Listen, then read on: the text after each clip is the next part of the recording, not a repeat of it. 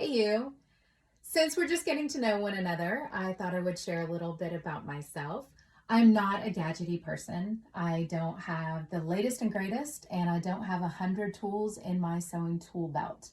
But the few items that I do have, I use them almost every single time that I'm sewing. So, in today's episode, I wanted to share with you those gadgets that I absolutely cannot live without. Okay, so the first tool that I want to show you is a bias tape maker. This, when you're making bias tape, you can purchase these and they come in different sizes. So this is for an inch of bias tape when you want to do a double fold. So basically, instead of having to fold the bias tape for you manually, this will do it for you. So what you do is you insert the fabric end inside this top piece and you push it through.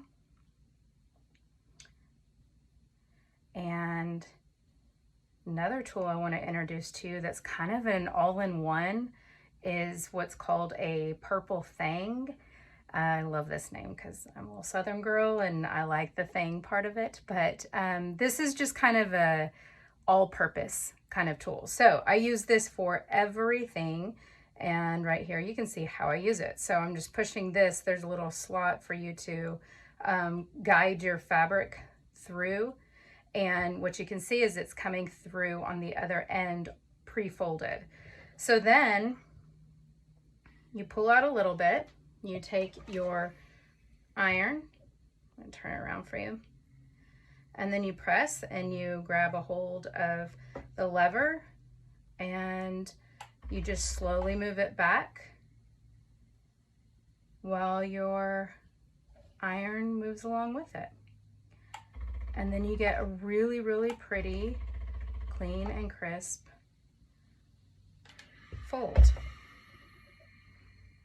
So this I highly recommend. It will save you hours of heartache, and it's kind of a fun tool to use, at least for me. All right, so there's your bias tape. This is your bias tape maker. Again, you can buy these in different sizes, so if you need different size bias tape. And then I also showed you the purple thang. I use this at my sewing machine. It's there all the time. I guide my fabric. If I'm working with really delicate fabric, I use this to kind of, instead of my fingers, which can be bulky, and this has a nice fine tip. And then on the other end, this little square piece measures to be 1/4 of an inch. So if you need it for a little guide also, this is just a handy tool to have around. Even one I have at my sewing station, and then one I have at my pressing station as well. Another tool that I love to use is this glue Baste It. The bottle's super handy as well, but you use this, I kind of feel like I'm cheating when I use it, but when I see how beautiful my hems turn out, I don't care anymore. So what you do, it's basically glue that you just put tiny little dots. It's temporary. You put tiny little dots on your fabric, and that will help keep the fabric in place when you want to hem your fabric. If it's something that it's challenging to fold and all that, this is just a good temporary holder for you. So you just kind of press it down. Again, you want to test your fabric on this. There's some fabrics, especially the more synthetic, it doesn't really, the glue doesn't hold to the fabric as well. So just test it out and see, but it would wash out super easy. It's just a really quick and easy way to get that kind of stubborn fabric to sit in place while you stitch.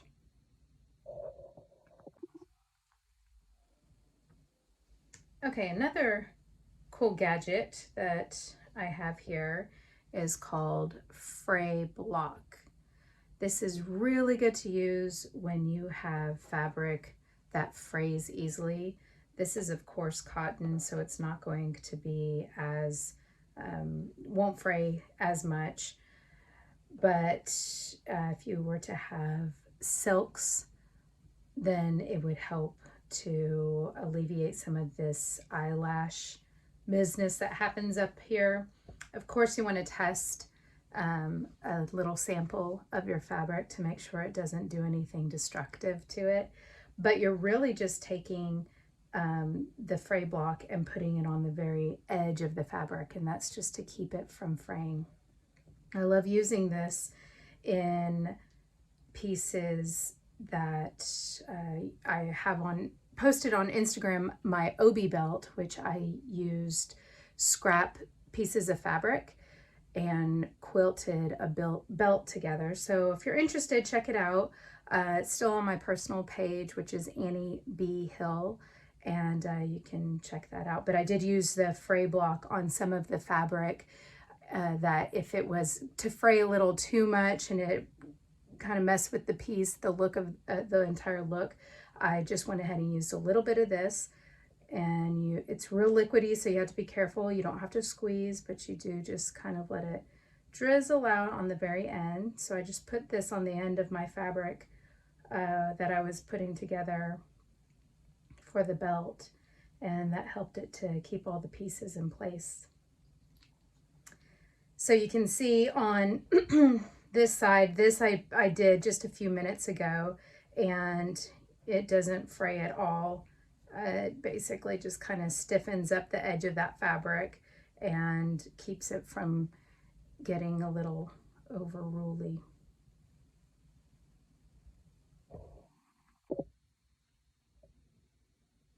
Okay, this is my Ab Fab tool. I love this, and anytime that I need to use it, I get really stupidly giddy.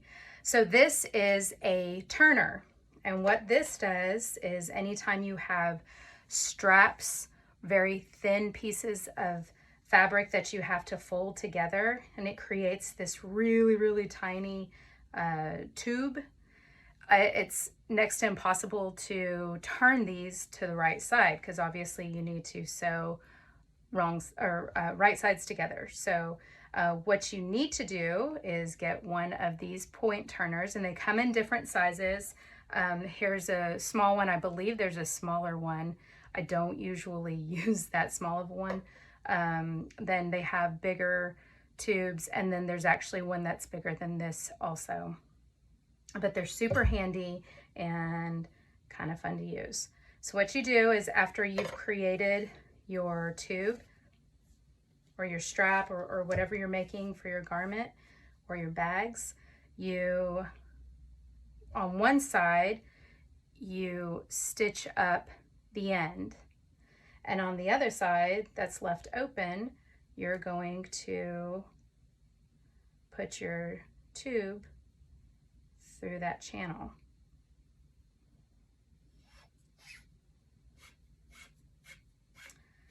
And you just guide it all the way through.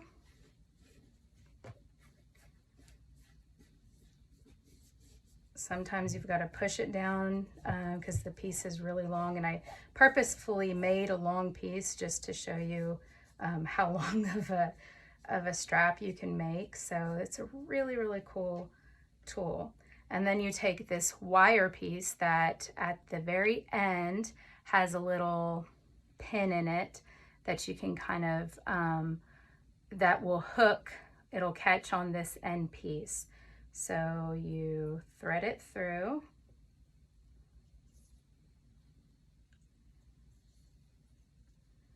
Thread it through the very end, and you can kind of see it poke through.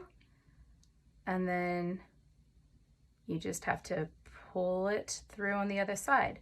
Now, when you do this, you have to be obviously careful because you did just poke your fabric.